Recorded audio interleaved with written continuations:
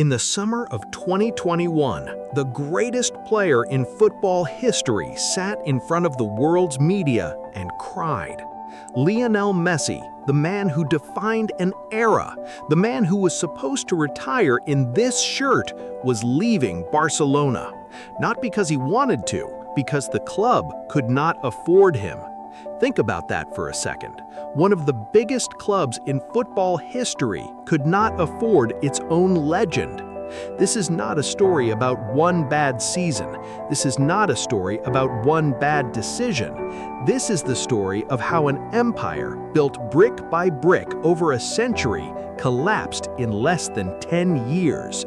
This is the fall of Barcelona. Welcome back to Inside the Football Legacy. Today, we're breaking down exactly how this happened. To understand how something falls, you first have to understand how high it climbed. 1899. A Swiss businessman places an advertisement in a local newspaper looking for players to start a football club. Nobody reading it that day could have imagined what it would become. For years, it stays just that, a club. Nothing more. Then a dictatorship rises in Spain, and it makes a decision that will define Barcelona forever. It bans the Catalan language. It bans Catalan flags. It tries to erase an entire identity. But there is one place the regime cannot fully reach: a stadium. Every match day, 90,000 people gather, and for 2 hours, they are allowed to be who they really are, to speak their language through chants, to wave the colors they aren't allowed to fly anywhere else. This is not a football club anymore. This is resistance disguised as sport. That is where the words come from, más que un club, more than a club. And they are not a marketing slogan. They are a promise forged under pressure by people who had nothing else left to hold on to. While other clubs chase trophies, Barcelona is chasing something no scoreboard can measure. And that difference, that soul, is exactly what makes what happens later so much harder to watch. But identity alone doesn't win trophies. What turned this club into a machine was something they built in 1979. And it would change football forever. In 1979, Barcelona built something that would change football forever. A small residence next to the stadium for young players. They called it La Masia. The idea was simple but revolutionary. Don't just develop players, develop a philosophy. Teach every single kid the same way, the same style from the age of 7. Short passes, constant movement, never give the ball away without a reason. Then in 1988, a former Barcelona player returned as manager. His name was Johan Cruyff. Cruyff didn't just coach a team, he rebuilt the entire identity of the club from the ground up. He created what fans still call the Dream Team. And more importantly, he personally handpicked a small, skinny kid from La Masia who everyone else thought was too weak for professional football. That kid's name was Pep Guardiola. Nobody knew it yet, but Cruyff had just planted the seed for the greatest team in football history. 2 decades later, that seed would grow into the most dominant team the sport has ever seen. And it would start with one shocking decision from the boardroom. Fast forward to 2008, Barcelona is struggling, underperforming, directionless. The board makes a decision that shocks everyone. They hand the first team to a 37-year-old with 0 senior coaching experience. That man is Pep Guardiola. What happens next is not just success, it is domination on a level football had never seen. In his very first season in charge, Guardiola's Barcelona makes history, becoming the first Spanish club to win an unprecedented sextuple, 6 trophies in a single calendar year. At the heart of it all is a boy from Rosario, Argentina, who Barcelona had signed as a 13-year-old with a growth hormone condition nobody else wanted to pay for. Lionel Messi becomes the greatest player alive. Alongside Xavi and Iniesta, two more graduates of La Masia, Barcelona plays a style of football that critics call unbeatable. Journalists call it tiki-taka. Fans simply call it magic. Between 2008 and 2015, Barcelona wins 3 Champions Leagues. Messi wins Ballon d'Or after Ballon d'Or.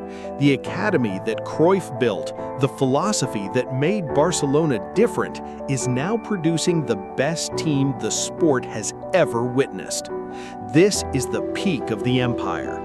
This is Barcelona at its most powerful, most feared, most beautiful. Nobody, not the players, not the fans, not the board, can imagine that within a decade, all of this will be gone. Because while the trophies kept coming, something dangerous was already happening behind closed doors. Empires rarely fall because of one mistake. They fall because of many small ones, ignored for too long. In 2014, Josep Maria Bartomeu becomes club president, and the boardroom starts to change. Picture it. Every transfer window, the numbers get bigger. Contracts are signed not because a player fills a need on the pitch, but because a name looks good on an unveiling banner, in front of flashing cameras and a packed stadium. The spending isn't a plan anymore, it's a headline machine. Somewhere in that same building, the club that once built Xavi, Iniesta, and Messi from nothing starts spending more on buying finished stars than developing its own. Then come the scandals. In 2020, investigations revealed Barcelona secretly paid an external company to run social media campaigns attacking their own players and board critics online. The press calls it Barçagate. Years later, a separate and far more serious case emerges. Reports allege the club made payments over nearly 2 decades to a former vice president of Spain's referees committee. It becomes known as the Negreira case, and prosecutors accuse the club of buying favorable treatment on the pitch itself. 2 different scandals, one growing pattern. A club that once stood for integrity, for representing something bigger than money, is now entangled in controversy. And the financial picture is getting worse, much worse. Then, in 2017, one single transfer would set off a chain reaction the club could never recover from. In 2017, Barcelona's Brazilian superstar Neymar leaves for Paris Saint-Germain in a deal worth over 200 million euros, the largest transfer fee in football history. The transfer wasn't the mistake, the panic was. Instead of reinvesting that money wisely, Barcelona panics. They rush to replace Neymar and end up spending the entire fee and more on players who never come close to matching his impact. Ousmane Dembélé, Felipe Coutinho, massive fees, underwhelming returns. This single moment, this single failure to plan, becomes one of the most damaging financial decisions in football history, and its effects will be felt for years. By 2021, those effects would catch up with the club in the most painful way possible. By 2020, the cracks have become fractures. Barcelona's wage bill has spiraled completely out of control. Some reports suggest the club is spending over 100% of its total revenue just on player salaries. Then comes the moment nobody thought possible. In August 2021, Barcelona announces they cannot register Lionel Messi's new contract.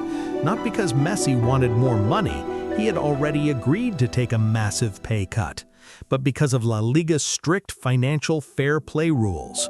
Barcelona simply does not have the room. The greatest player the club has ever produced, the heart of the golden era, is forced out the door, not by a rival club, by his own club's mismanagement. Messi signs with Paris Saint-Germain. Barcelona fans watch their legend leave in tears, wearing a different badge. And with Messi gone, the club was left with a question far bigger than football. How do you survive after losing everything you were built on? In the years that follow, Barcelona is forced into what the football world calls economic levers, selling future television rights years in advance just to register new signings for the current season. A club built on identity and philosophy is now surviving on financial engineering. Empires rarely disappear overnight. They disappear the moment they stop believing in the ideas that built them. So how does the richest club in football history end up here?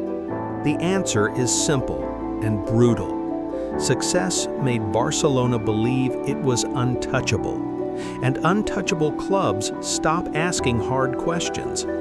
They stopped asking if the spending was sustainable. They stopped asking if the decisions matched the values the club was built on. Today, Barcelona is trying to rebuild.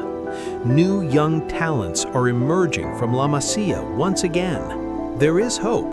There is always hope at a club like this. But one question remains, and it is the same question every fallen empire eventually has to answer. Can you ever truly rebuild what you let yourself destroy? Maybe not fully. Maybe some things once broken never go back to exactly what they were. But history has a strange way of repeating itself. Because just when Barcelona seemed to have lost its identity forever, another teenager walked out of La Masia,